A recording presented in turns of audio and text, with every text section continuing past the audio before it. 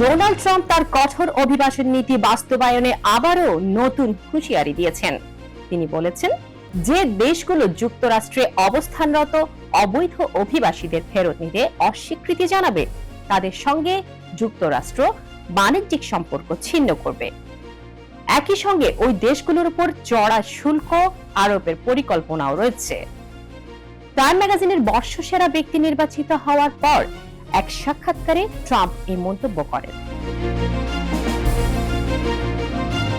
Trump বলেন, আমি অবৈধ অভিবাসীদের যুক্তরাষ্ট্র থেকে বের করে দিতে চাই।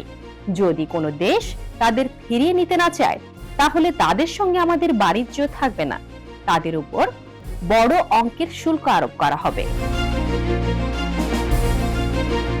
তিনি আরো বলেন, অভিবাসীদের ফেরত পাঠাতে যা প্রয়োজন আমি তা করব, তবে সবকিছুই আইনের মধ্যে থেকে করা হবে। ক্যাম্পের প্রয়োজন হলে তা সীমিত রাখা হবে, কারণ আমি তাদের দীর্ঘদিন ধরে সেখানে রাখতে চাই না। ট্রাম্পের এই মন্তব্য তার অভিবাসন নীতির আরো কঠোর হওয়ার ইঙ্গিত দিচ্ছে। তার এই নীতি যুক্তরাষ্ট্রের বৈদেশিক বাণিজ্যে উল্লেখযোগ্য প্রভাব ফেলতে পারে বলে মনে করছেন বিশ্লেষকরা। বিশেষ করে যেসব দেশ থেকে অভিবাসীদের প্রবাহ বেশি, সেসব দেশের সঙ্গে সম্পর্ক জটিল হওয়ার আশঙ্কা রয়েছে।